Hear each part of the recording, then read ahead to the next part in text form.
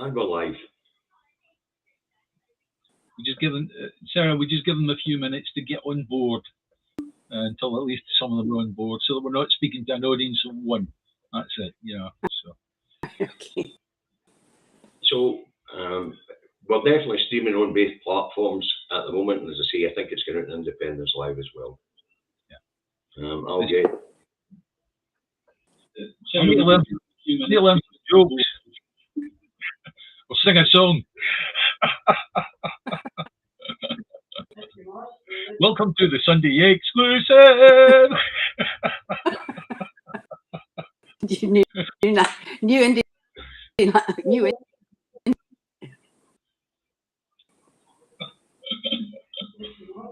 Welcome to the Sunday exclusive. Hi guys. Sorry about the feedback there, kids. I'm just getting the Facebook comments up. Good afternoon to the last Braveheart, to Chris Fisher, and to the Reverend of the Wrestling, Jim Campbell. Now, over on the Facebook feed, we have Luke, Austin, Stuart, Gary. So the numbers are climbing. David, if you'd like to do the introduction. Yeah, sure. Today's the day. This is the Two Davies Sunday exclusive featuring Sarah Salyers. Now, Sarah, Sarah, I'm going to give you a wee bit of background who Sarah is. Sarah was an investigative journalist. She's a writer, a producer, turned educator. That's college instructor and lecturer and educational researcher. She's award-winning in both careers. She's now sadly retired. But for us, she's not retired. She's here. She's working for us every day. Good, right. So, Sarah, welcome to the show. And I hope you enjoy it. Right. Unfortunately, we've got a wee bit of problem with Sarah's internet connection. So if you can bear with us on that, I'm sure Sarah's words are coming up nice and clear. However, we've had a few Norman Collier moments where our voice is going off and on. She'll laugh at that, so she's hearing me. So, Sarah, the claim of right. Can we discuss that? Can we get over the bones of what the claim right is, and who mentioned it recently in a speech from London? Over to you. That's why you're seeing a big smile, because I spent a long time actual oath, and it's changed oath that the monarch takes to uphold in Scotland, and couldn't find it. He's delivered it for us, and I'm a happy person today. I actually have to go.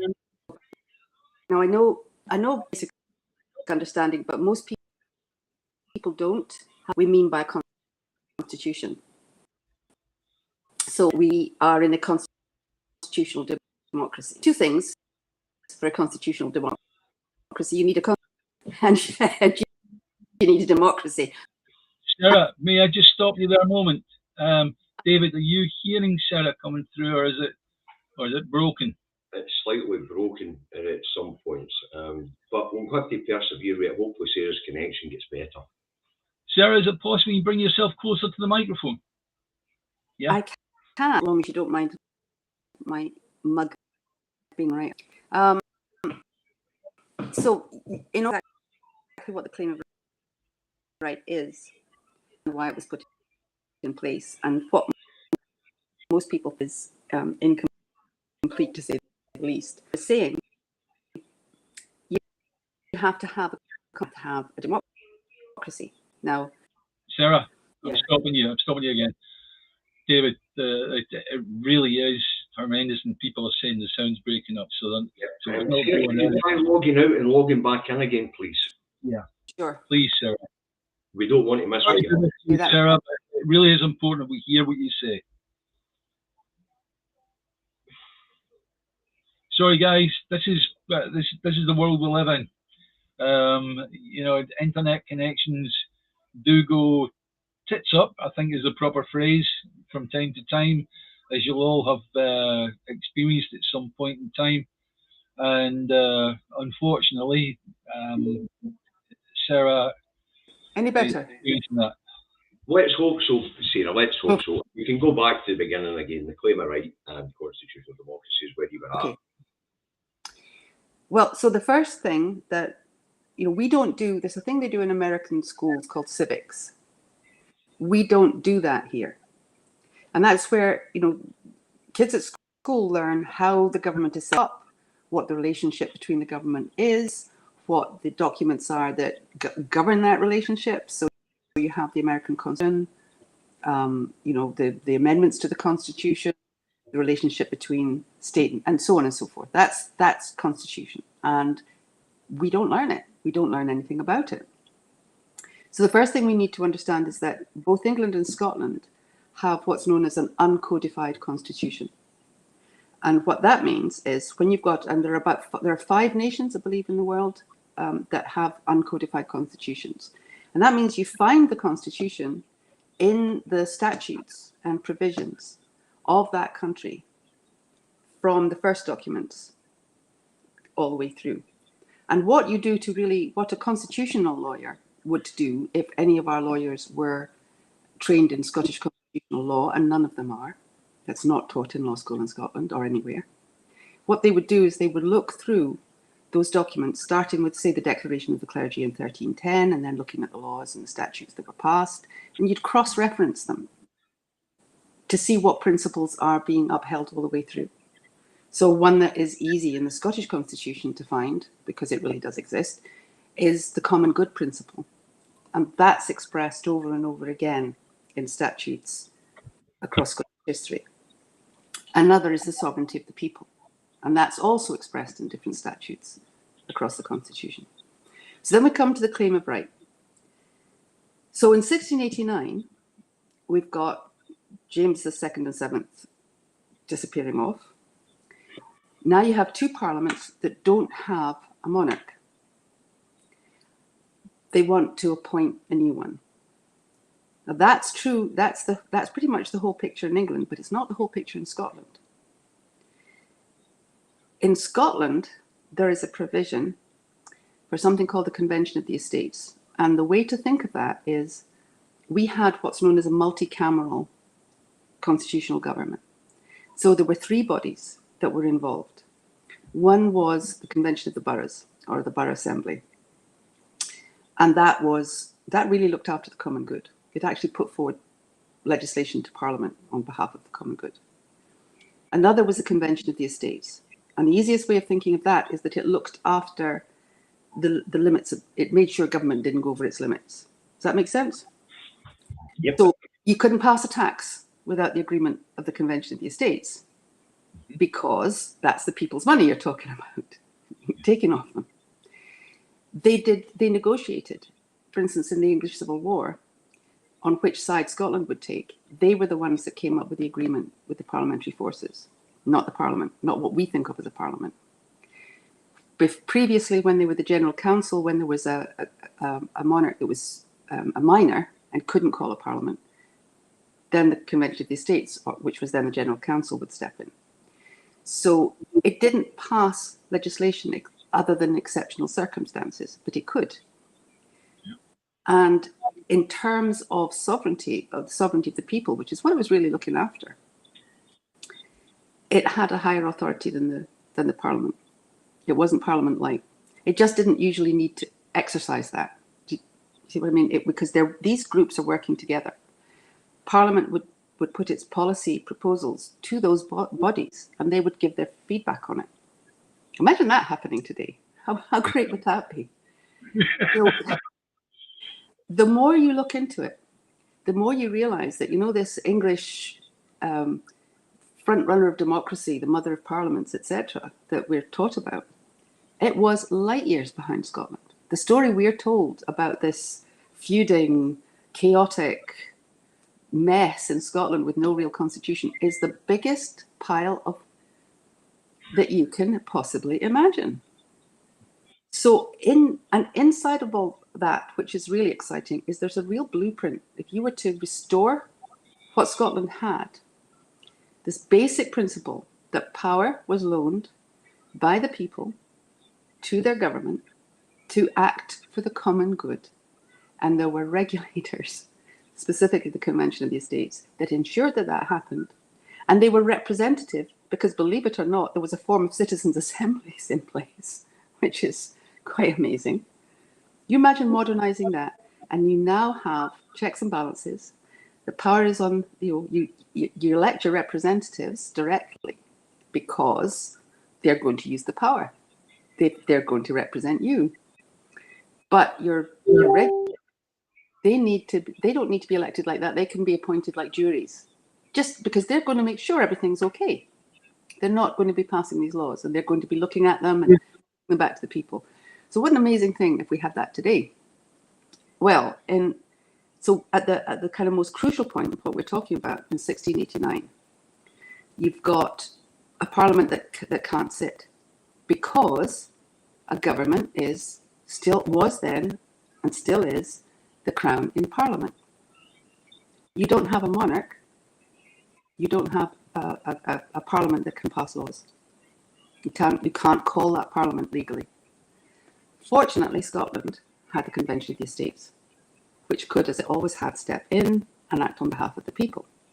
And what people say about what they did when they passed the Claim of Right is that they were just getting rid of James.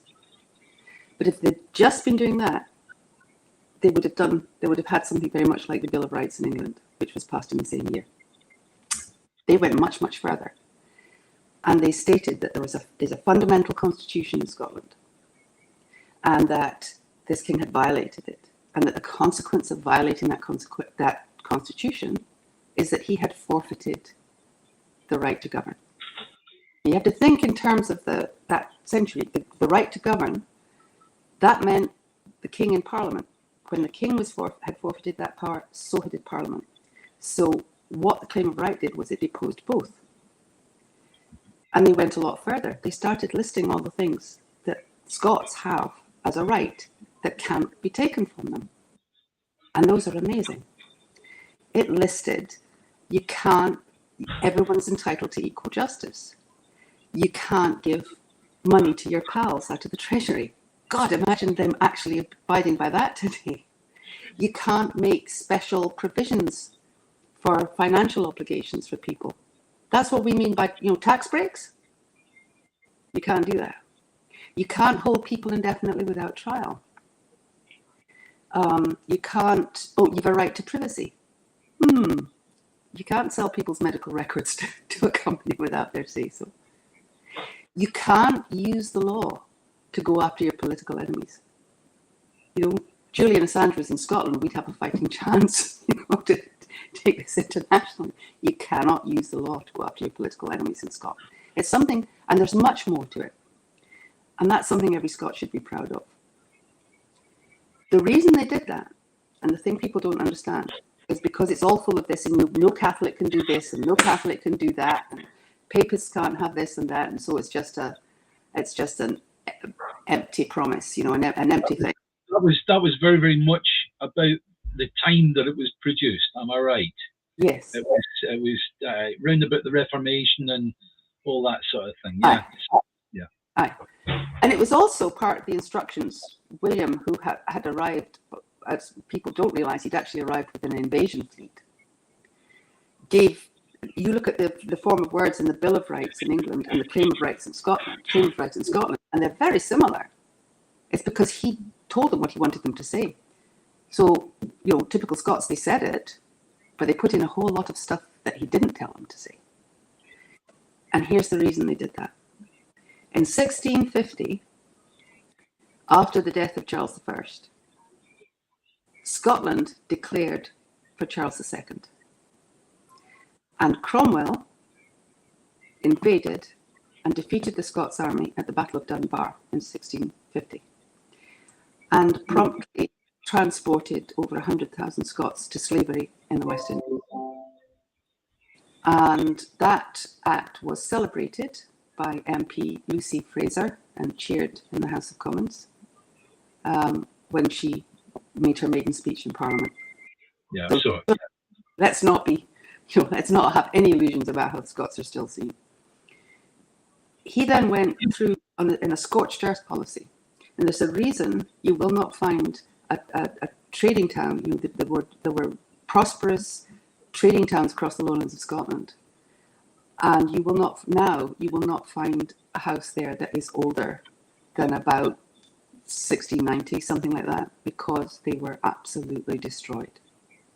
Then he went up and down the Highlands, doing in the Highlands what he did in Ireland. And if you know anything about Irish history, you know what he did in Ireland. And that's what he did in the Highlands. I mean, atrocities I won't repeat here.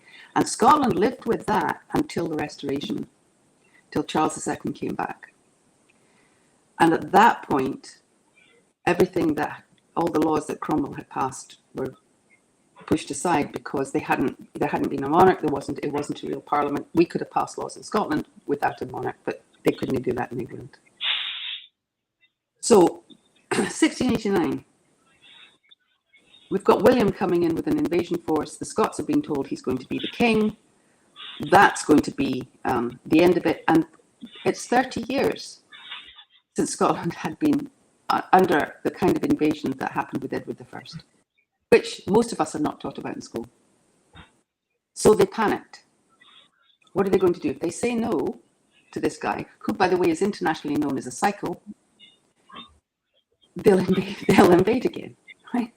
And Scotland will be back under the kind of horror that they had under Cromwell's rule. So we're not called canny Scots for nothing. So he sends them what they're to put together, and they come up with this. And it's really exciting. They had elections, and they were really fierce fought all up and down Scotland, the borough assemblies, for who was going to represent those boroughs on this revolutionary convention, as it was called. And they gathered the grievances together of what James VII had done, how he'd interfered and so on. But they're very interesting. They turn out to be what most people would call rule of law in Scotland, the constitutional basis of how you're to govern Scotland. And they include it. And then they force William to sign an oath upholding it. It's got all the Presbyterian stuff, but it's also got the Constitution, or at least a charter for the Constitution. It's the only document in the UK that does. Right. The Bill of Rights doesn't.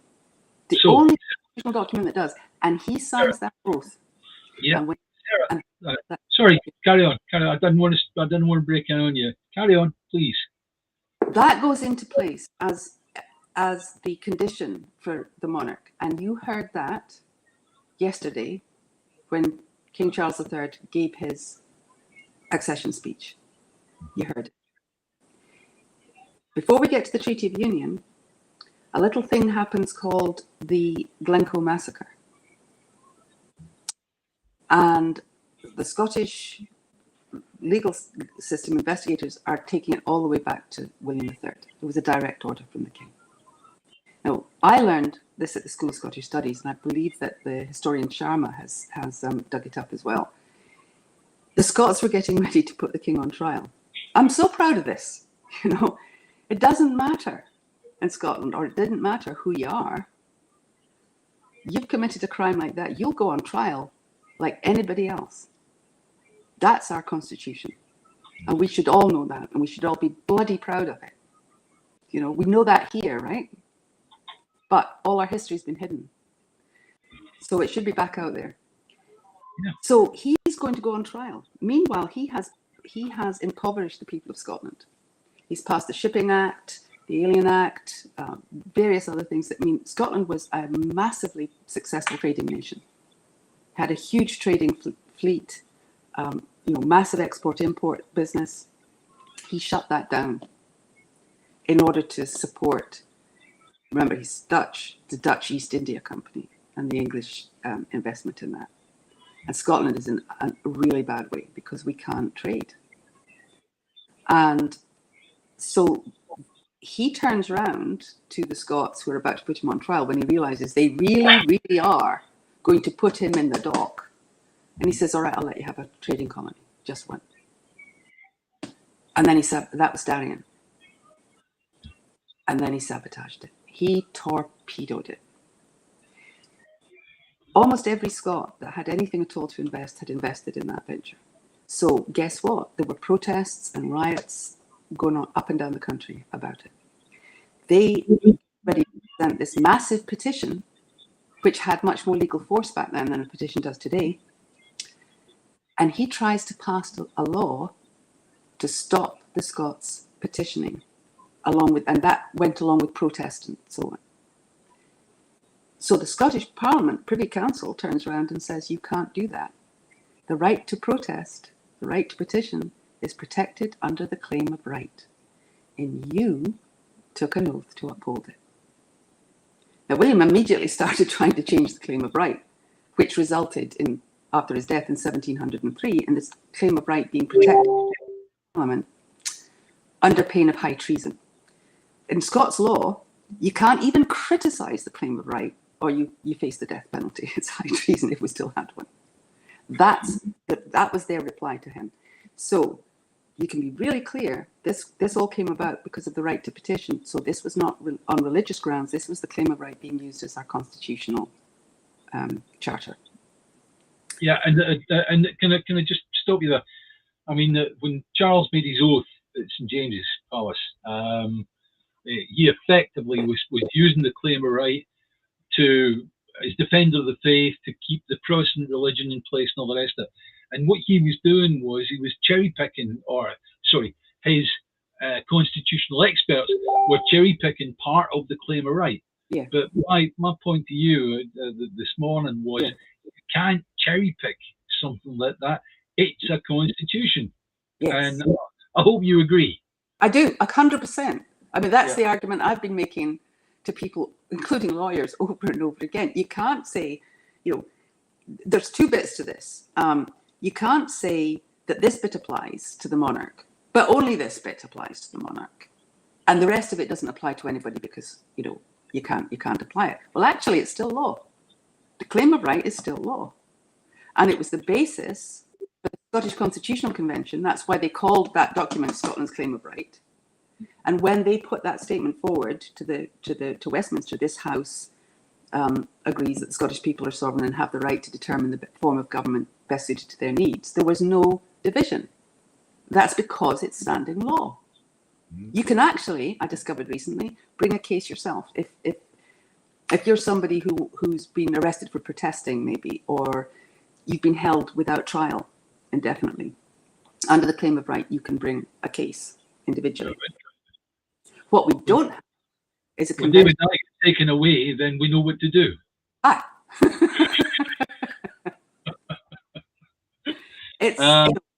What we don't have is the means that we used to have to hold a government to account and to say, all right, you've broken the law, you've taken this power, and you have betrayed the people, and you have caused people to die, and you've taken their rights away. And it's very clear in the Scottish Constitution that if you do that, you've lost the legitimacy in Scotland. We don't have a mechanism.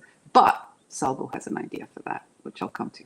The last bit about the claim of right is that in 1706 and 7, when the Treaty of Union was put together, the Scots made very sure that the claim of right was a precondition, not one of the articles.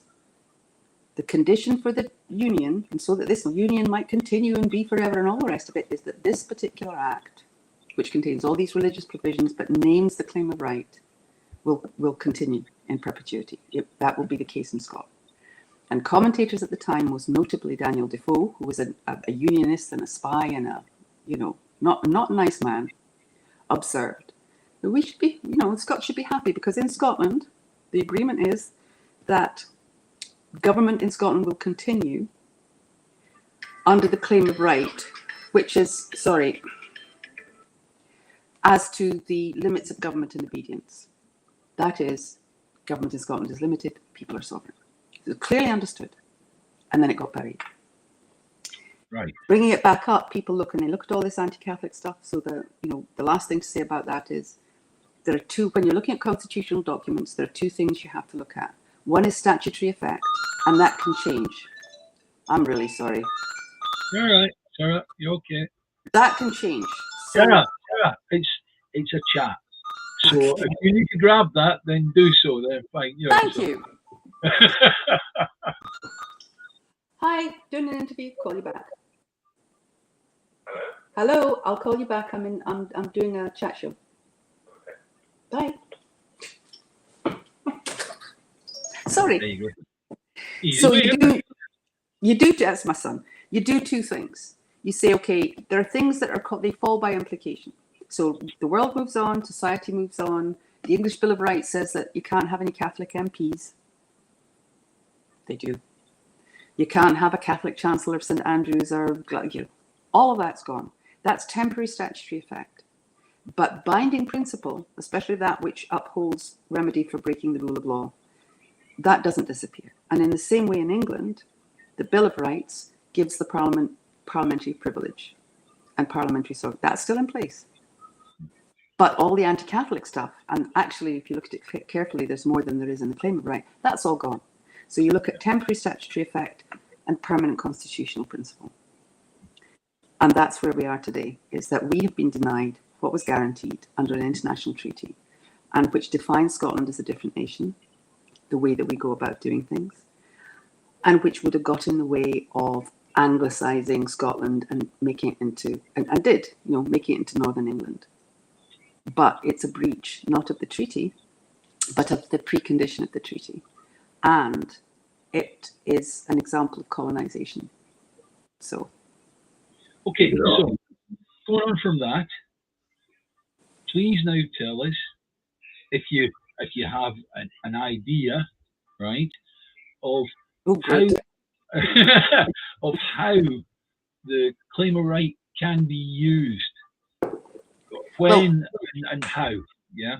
Well, we all know that in terms. Let's talk about a referendum, and I'm not wholly comfortable about a referendum only because I don't think it's safe. I don't trust that not to be rigged in every possible way. I'm absolutely in favour of people getting a fair shot, because that's the whole point of sovereignty, is that the people get to express their will. And let's remember, it doesn't mean to vote for a party. It means if we decide to redesign government in Scotland, the form of government best suited to our needs. That's up to us, because we're sovereign.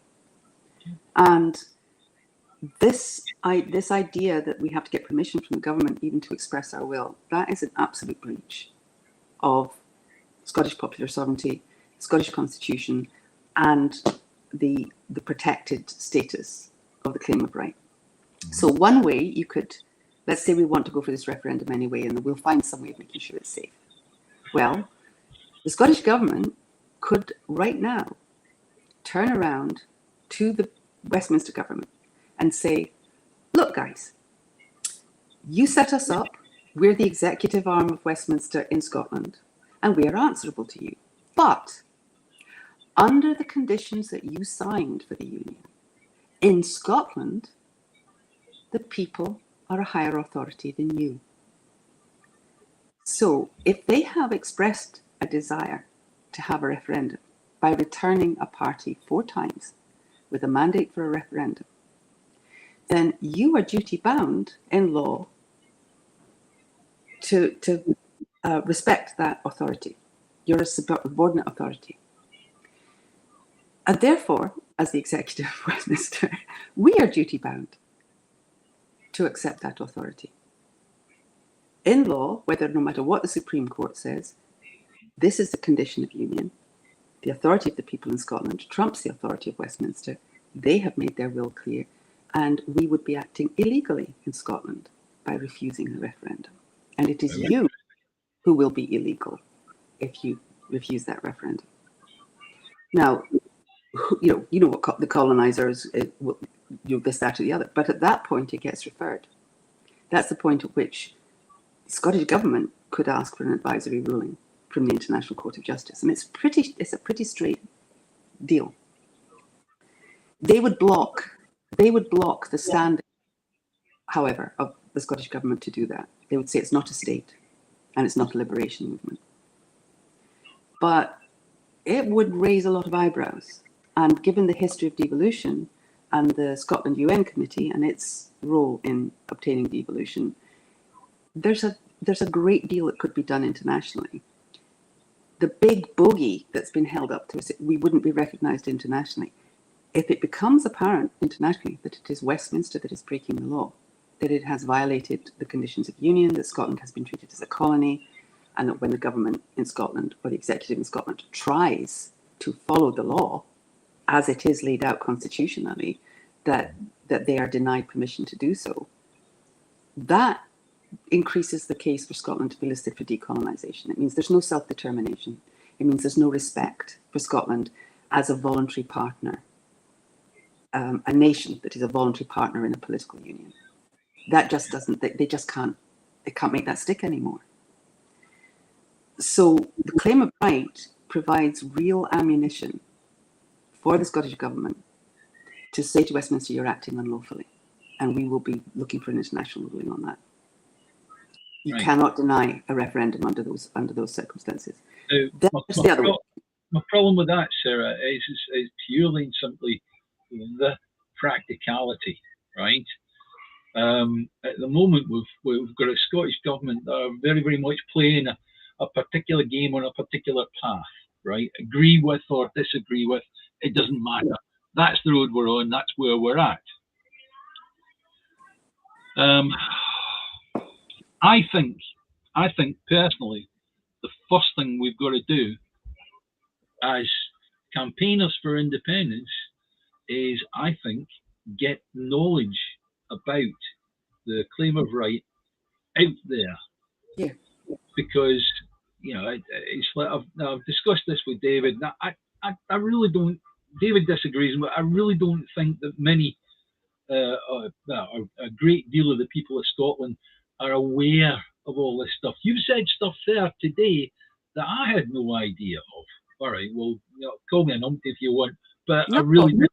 Because I didn't either. Because I found out things about Scotland and about our constitution and about what's still in place. That, I mean, I've come away from the computer and just walked up and down and gone and lit a fag, come back. Oh my God, am I seeing what I think I'm seeing here? Yeah. It is phenomenal. And the only way you can understand it, it makes it very difficult for people to believe, because surely if this was true, we'd all know about it. Yeah.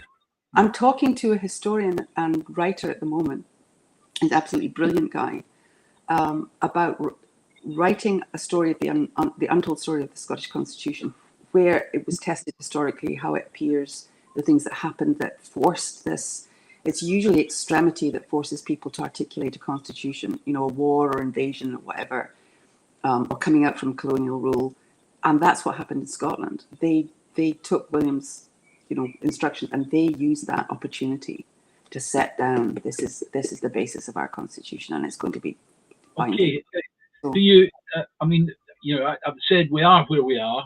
Yeah. And the Scottish government are going a particular route and all the rest of it, right? So let's see if we can take it from the point where the Supreme Court go, no, bugger off, right?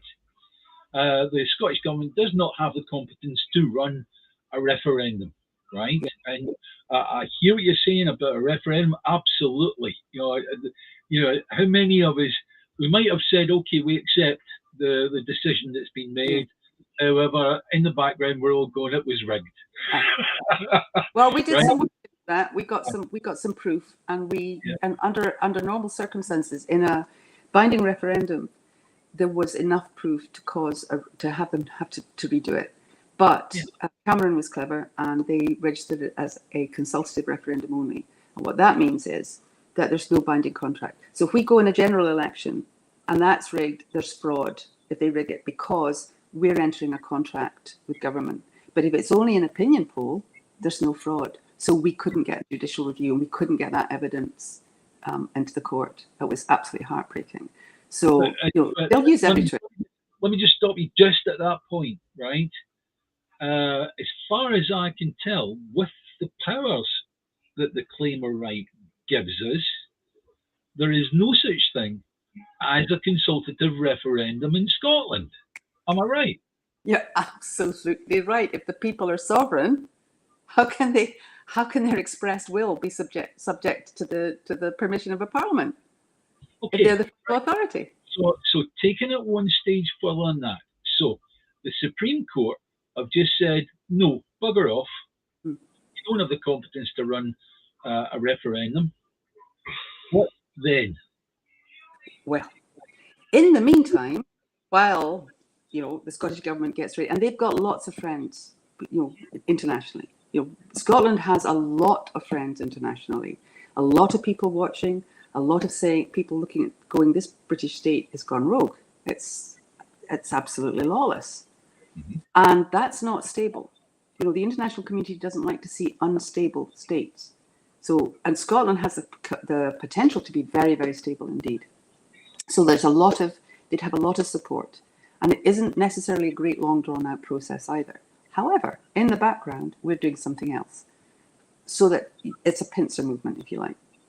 We hope they will do that. We hope they will put a submission in that says, look, you really are breaking the law if you withhold permission. We don't know. But I think that's part of Joanne Cherry's submission for the SNP, that they're breaking the law, actually.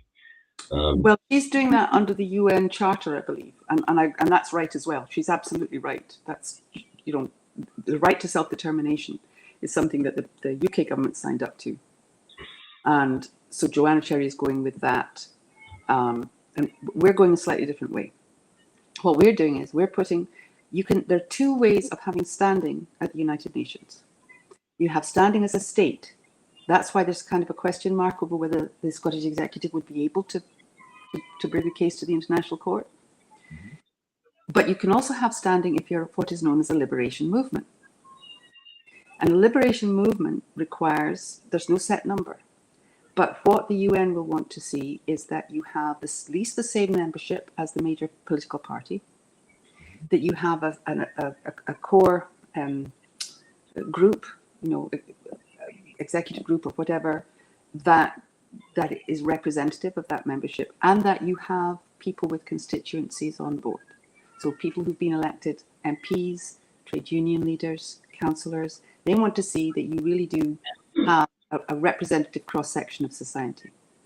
At that point, when you get standing, you can bring an appeal for an advisory. You don't want to go for what they call a controversial, or it's not quite the word, but to do with conflict and controversy. You want an advisory ruling. So here's our plan. We simply say we would like clarification, please.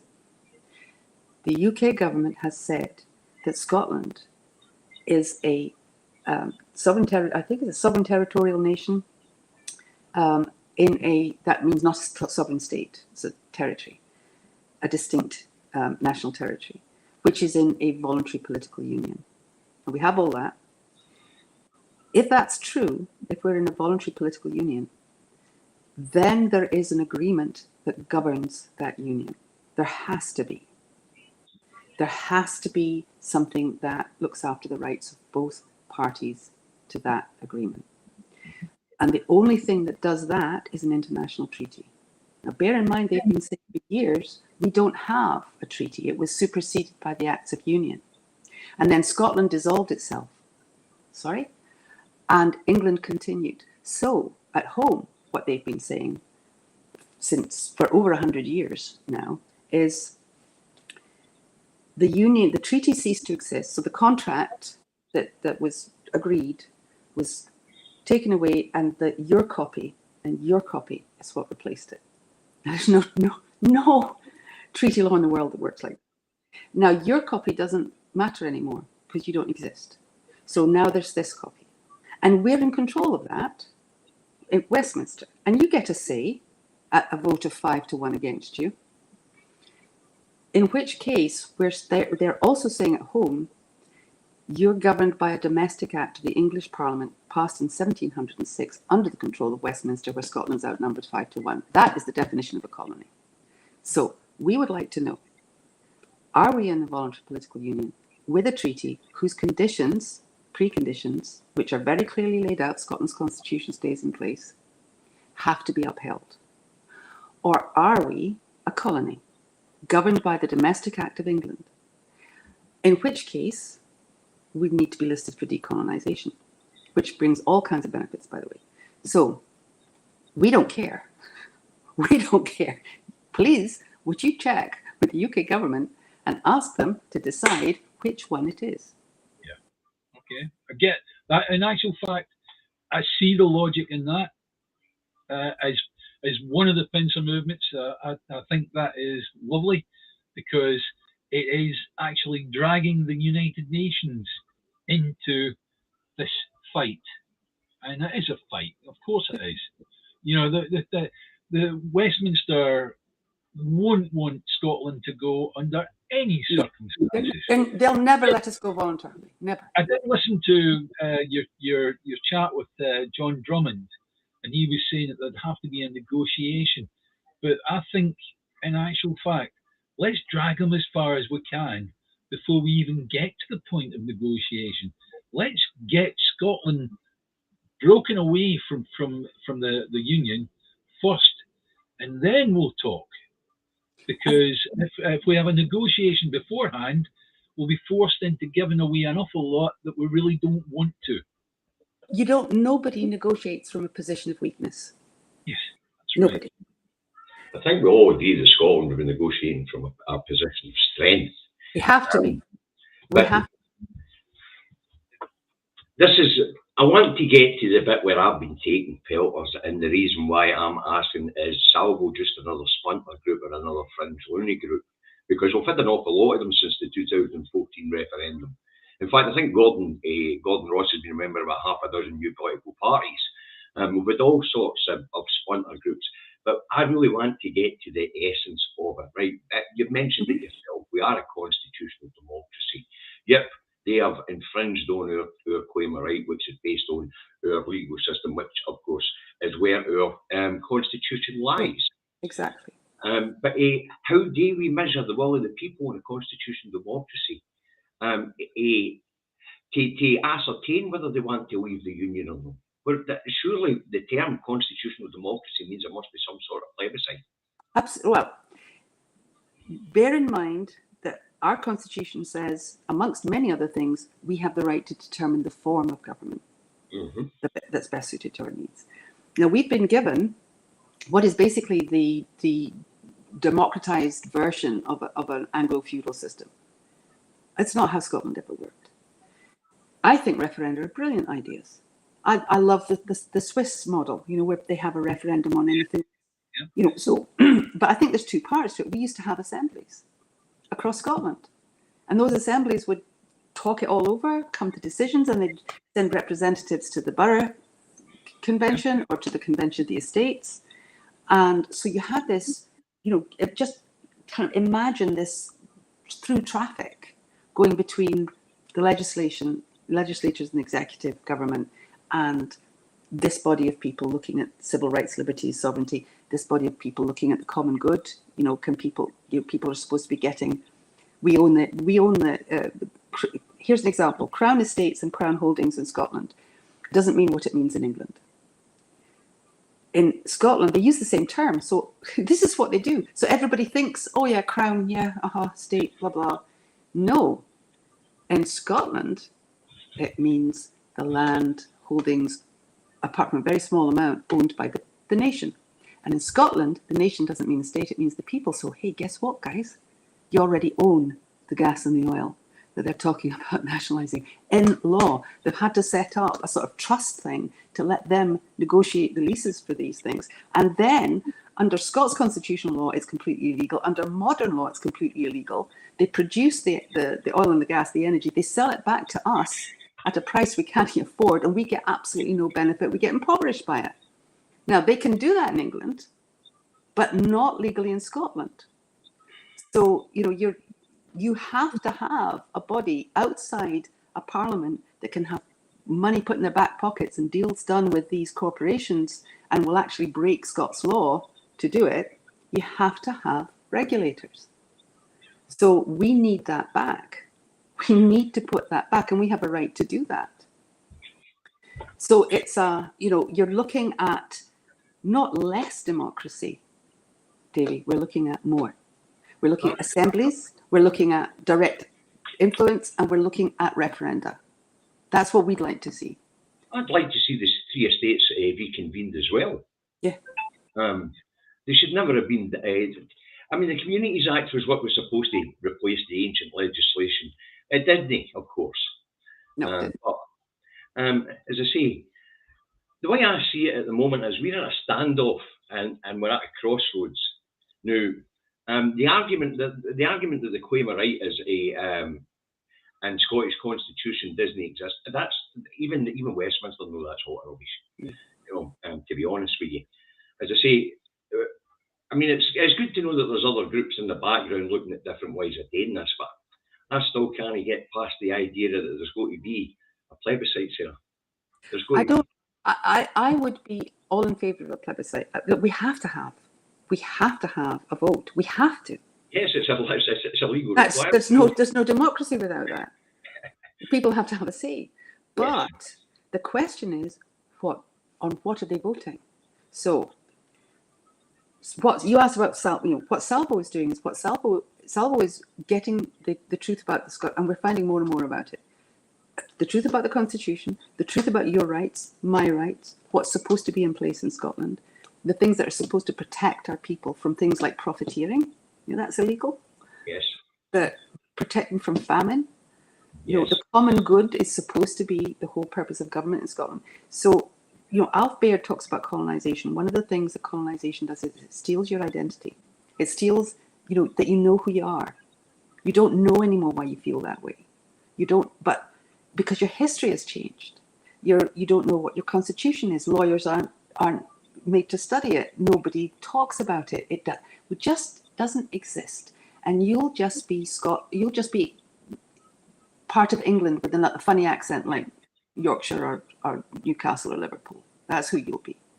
And if you look at your constitution, if you look up at the British Library, the UK Constitution begins with Magna Carta. Excuse me? Has no bearing in Scots law. That's colonisation.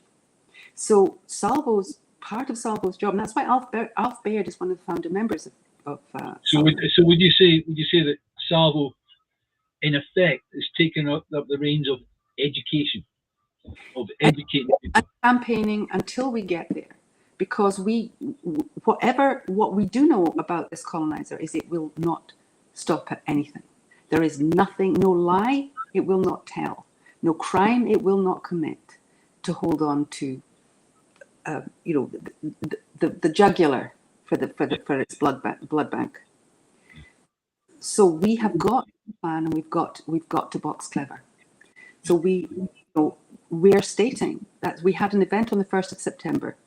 The Daily Express put it up as this sinister protest from this sinister group. You know, it was like as if we were going to be terrorists, and it was really beautiful. It was really moving. There were over 60 police there. I passed the vans with the police in waiting to take us away. And I stopped and knocked on the windows and said, "Hey guys, just say hello. You're going to have an easy day of it. Do come and join us. You'd enjoy it." Here's a tea and sausage sandwich. Well, if I'd had it, I would have given it to them. But, and there were quite a lot watching, really carefully at the end. And what we really did, we paid tribute to the victims of the Union, Scottish victims of the Union, since 1707 to 2022. We had a piper, we laid flowers. Neil Handy gave a speech that everybody should hear. I mean, it's the best political speech I've heard.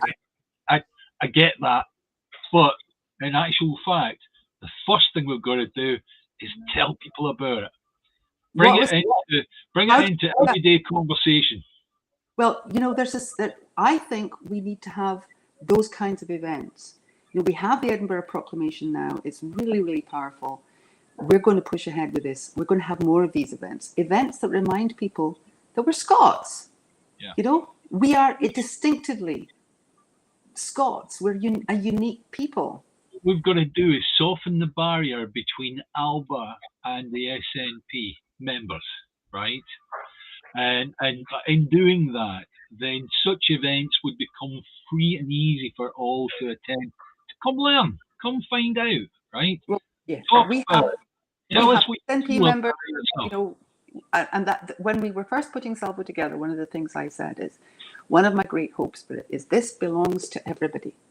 The claim of right, the Scottish Constitution, the rights and protections that we should have, an identity that every Scot should be really proud of, and they can't be proud of if they don't know it. belongs to everybody. There's no party in that. There's no SNP, there's no ALBA, there's no Green, Labour, I won't bring in the Tories, but, you know, there's no side to that. It's who we are. That's what was impressive with the last Yes movement. I campaigned with everybody. Yeah. You know, we had Labour for independent, we had Greens for independent, we had Solidarity. I was out there, even radical independence. I was out with all the punk rockers campaigning. I know it's a huge family, and you know what? It is a huge family. But, that's what's at the heart here. That's who we are. We come out of a clan system. Clan is family. It's your kinship.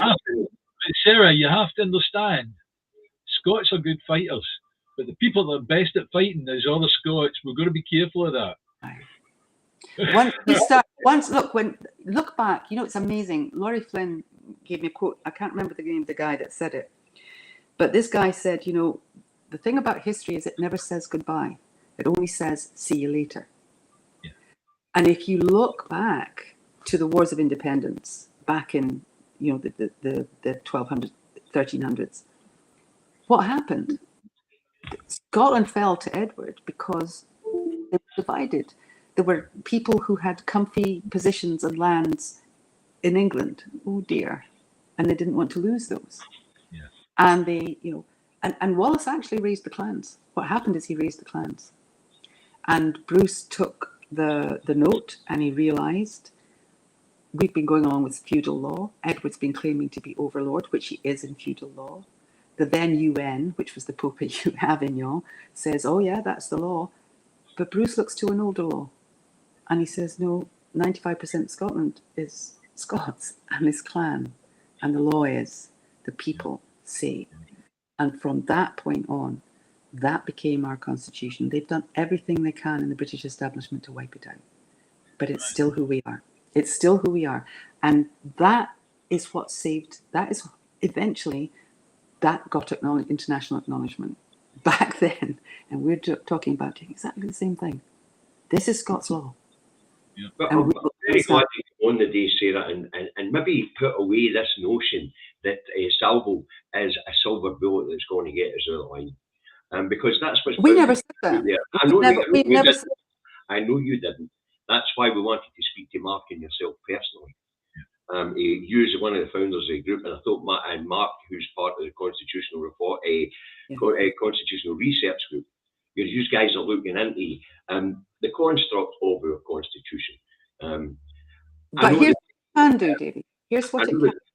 It can do something else. So it will need a vote. It will need a plebiscite. It can get us that. And you know, if we can't convince the people of Scotland that they want independence, then you know what are we doing here? That you know that's the end result is that if the people of Scotland do not want their independence, we can't force it down their throats. But we can get Scotland to the position where it can have a referendum come hell or high water, and here's why. We can get a liberation movement established. We can get this to the attention of the international community. We can say, if you don't want to have us listed for decolonization, then you have to put back these regulatory bodies in Scotland. It's not a difficult thing to do. Nothing like as hard to do as putting in a devolved parliament. That was a hugely expensive, massive exercise. This is not. This group represents the will of the express will of the Scottish people. It always did. We want it back, please. It's a guarantee. That's not a hard thing to get. And that has the authority to say the will of the Scottish people has been expressed already in 4 separate mandates. But it also has the authority to say, and this is the bit I love, here's our constitution, here's the charter for our constitution and the claim of right that is in place as a condition of the union. And guess what? It gives us the right to put a government on trial. In Westminster, the Westminster Parliament, there's supposed to be a constitution, but they can't be held to account. There's, as Mark McNaught said to me the other day, he said it's like trying to nail jelly to the wall. You know, they can change anything, but not in Scotland. In Scotland, it is very clear. You break these, you become a despotic, tyrannical government, and we will have a tribunal just like the Convention of the Estates did in 1689. We're entitled to do that, and we will hear these crimes, and we will decide if you're still legitimate. and we will have our grievances heard. And if you're not, then the question at a referendum will be a slightly different one. It will be, do you wish to re-enter the Union and negotiate another treaty or not? It will not be, do you wish to leave it, because automatically under Scots law, that government is deposed. They have committed every single crime listed as qualifying them to be deposed. And just imagine saying that to the people of Scotland. Would you like to sack Westminster?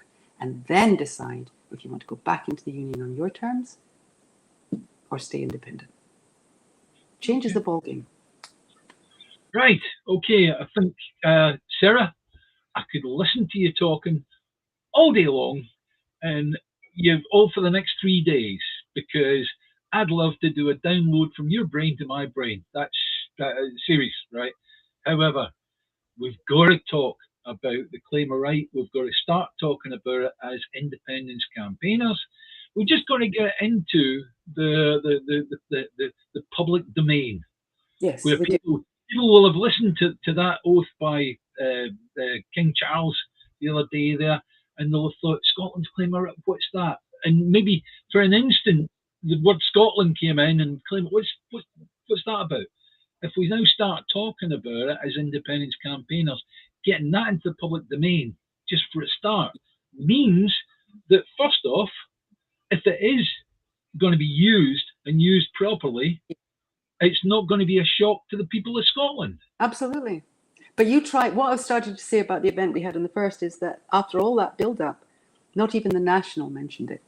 We've got a blank going on here. iScot magazine has said, Ken MacDonald has said, okay, we will give you the reverse side of the magazine, and we will, for liberation, I think we're going to call it liberation. We're going to get these facts out there. The government, what is the government doing with the common good? You know that most councils are using the common good fund as a slush fund, while we've got food banks that can't keep up. It's absolutely appalling. So all these things are part of it, and this is Salvo's job. You're right. It's awareness, it's education, it's our identity, but we're also pushing for as we said, a pincer move that can get international attention on the fact that we have a right to these provisions. We have a right to do something about it, and we have to get past the media. It's not just would prefer we didn't exist and it will blanket. BBC cut off the bit where Charles began his oath, accession oath, under the claim of right at every single broadcast, and they didn't, and that wasn't an accident. Even BBC Scotland, with an obligation to report what is relevant to Scotland, cut it out. That's how dangerous it is. It always has been. It would never have been hidden the way it was. The bits of the treaty and the Acts of Union that you could find would never have been reduced if they hadn't known this is, the bit in Star Wars where there's an air shaft and they drop a bomb and the whole lot goes off. Right. The claim of right is that air shaft. It doesn't automatically. If someone's got to drop the bomb, we've got to use it. It won't do it by itself. But if we use it, it can unite us. It can remind us that we're family. It can remind us why we're different. And it can unite us in getting back those rights. Even if at the end of the day, please God, that wouldn't happen. But even at the end of the day, Scotland voted against independence. I don't believe that for 1 second that would happen. But even if they did, we would have back so many protections and provisions under our constitution that we could look after our people. We could say there'll never be another food bank in Scotland. There'll never be another hungry kid in my country. There'll never be people who are going homeless because nobody's looking after them. Sarah, I'll ask you a simple question. Will you come back and talk to us another time? Of course. If you can stand it. I could talk the hind legs of a donkey, so if you can put up with it. Please carry on and talk the hind legs of a donkey. People have been expecting a bun fight. For David and I, or the idea that there are people taking different directions to get us to the one angle or one aim. Right? Now, I'm quite aware of the claim of right, have always been. And always seen it, and as exactly as you say it, right? I've been aware of that for a long time. We as a group, we still have the League of Very Sovereign Scots, and looked into this stuff in 2012 to 2014. As I say, I wanted to talk to you because I wanted to find out if you were a Looney Fringe group, sorry, but I did. And more importantly, I wanted to know how it is that people who are signing up to your actual group and campaign and message are going forward to reinstate the substance of the claim of right, if you like. And you've answered all these questions really well, thank you. As I say, just because I asked the question, is it another Looney Fringe group, I've been getting bounced all over the place. But somebody's got to ask, is this another Looney Fringe group? Because there have been a few. Well, it has to be said that there have been people saying that from the get-go. This is a lunatic idea. It's because but not, I have to say, not people who are pro-indie, but that was thrown around from the, really early on. You're just loonies. You're just no. We're really serious researchers, and and as you say, that it's always been there. We haven't known that really all the details or what applied until very recently, and there's a lot more to do. There's a lot more to do in terms of excavating the Scottish Constitution. Everything we can find to protect our people to right now from what's happening, we need to find, and we need to bring up to date, and we need to use it. And that's where we need to come together. We have got something that would not only ensure that we could have a referendum on our terms and go to the international community and negotiate with these people from a position of strength, but it's also something that could, if it takes the whole journey, and that's a campaign that's going to be coming up, we're going to be looking for compensation for people in Scotland. People that are absolutely desperate right now, we're going to be looking for significant compensation from the energy companies on the basis that this belonged to them all along. And we'll take that all the way. One step at a time. One issue at a time. As I say, I need to go. I've got work, and we're a couple of minutes into the programme. I should have been at work an hour ago, actually. I didn't bother. I didn't bother because I really wanted to go on. So all you people out there that think David and I were having a go, but no, we're entitled to ask if this is something that can help us get along the road, or is it a Looney Fringe group? We're all entitled to, because as Sarah's just pointed out, this is what the Davies all. Every single one of us, right across Scotland, it has to Davies all. So David and I asking the question, is this actually going to help, and how will it help? Sarah's explained how she thinks it's going to, how it can be used if they keep refusing us a democratic process at this point in time. So really, to get your, obviously October you're having another conference, I'll come along. Great. I've got some literature here that would Mark me. I'm going to draft after Mark McNaught and the Constitutional Research Group, because I've got some interesting literature on this stuff. So if you were wondering why I was asking, is that Looney Fringe group, because I have an interest in this stuff, a real interest in this stuff, But I'm sorry, folks, if you didn't get the bun fight you were after. That's just because Davy rants at stupid things when he's doing his own show, doesn't mean Davy's like that all the time. I'm actually very interested in Scotland's history. I'm interested in the Scottish Constitution, which I've always been aware of. From 1320 to 1323, when the Claim of Right come back, to 1663 and the Act of Salvo. All the way through, you'll have heard that last week, Sarah, of course. I've had a big interest in that. The 1889 Act, which came into law in 1703, all the way up, I've had a big interest in it. Yeah, it's exciting, because I believe, I'll tell you now, I believe we are going to get our constitutional provisions back. I believe that with my whole heart and soul. We're going to get them back. And when we do, I think the rest of the world will look and go, wow, if Scotland can do that, why not us? If they can look after their people, why not us? I believe that. And that was the final word. No. I'm glad we can all agree that there is going to be some sort of plebiscite to ratify whatever decisions we take. Yeah, they'll have to look. You have to have a vote. You have to know what people's will is, but you have to have lots of consultation. We need those assemblies. We need people hearing all the evidence. When we've got the wee books and all the rest of it, we actually need properly funded, government-funded assemblies where people get to hear all of the evidence, hear everything they don't get to hear, because we've not got a media. Well, we need one of those as well. In the meantime, we're going to be pushing for all of that. If you haven't joined liberation.scot, please do. There's no fee. All it is at some point we'll get a membership going. At some point we'll get you back. You'll get a number as a member of the Liberation Movement. We're already putting together. There's the Scottish National Congress group is working on organising that central group for the Liberation Movement along the lines of the old Convention of the Estates. So guess what? We'll have an organisation ready to step right back into that role, ready to go to the International Court of Justice, ready to get that question put forward. And hey, if they have a rigged referendum, or if they have a Westminster plebiscite that we couldn't possibly make the bar in, won't make any difference. We're going to do it anyway. And that's, we're going to do it anyway. I really do have to go now. Yeah. We want to thank Sarah for coming along and having a chat to us, especially as a lot of you people, when I asked the question, is this another lunatic fringe group? You're all bounced over the top of me without actually understanding what it was I was asking. We do understand them, but people out there are quite reactionary, Sarah. We discussed that with Mark last week and all. If you ask a question of something that they believe in, they jump on you. They really jump on you, So I'm glad we've had the chance to have this chat. I find the stuff fascinating. More fascinating, which makes people more fascinating than what most people will understand, because this is stuff that David and I and our particular group back in the 2012 to 14 looked into quite a bit. So anything that we can do to get involved and help, I'm quite happy to do that. But I have to go first whether it's a loony fringe group and whether it's worth getting involved in.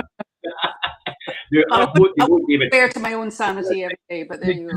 Just say, just before we go, Sarah, can you pass me everything? You're now on my friends list. Can you now pass me all the stuff that you've got like that, the Liberation, all the rest of it, so I can then combine that in a post that I'll do to help start the education. All right. Yeah. Thank you. Thank you. All right. There's a lot of people maybe raising their eyebrows today, but this has been fantastic. All right. It's been great fun. Thank you very much. Sarah, thank you very much. And there's only one thing left to say. Say goodbye, David. Goodbye, David. Goodbye, David. Bye, Sarah. And I hope you'll come back and speak to us again. Smash the like button, folks. Subscribe. The two Davies will be back next Thursday, provided Davies not playing up again. And you might get the odd impromptu show when I do a sneaky on them and file a like button when we're just having our afternoon chat. Okay? Yeah. Okay. And Sarah, please come back and talk to us again, and maybe 3 or 4 months' time, you're a wee bit further down the line. As I say, you're having a conference in October. I'm going along to it. And if you're there, we'll have a wee chat then as well. Good to see you. Right, bye then, folks. Take care. Bye. That's where you find the off button. That's all. My mouse is no, my mouse has died on me. I'll get a new battery in it so I can switch these off. I'm late for work. Here we go. Sarah, is it Dunfermline you're in? Yeah, outside Dunfermline. Yeah. So that was. That'll explain it. I've got a mouse. I done plugged it to charge up my vape. Bye, folks.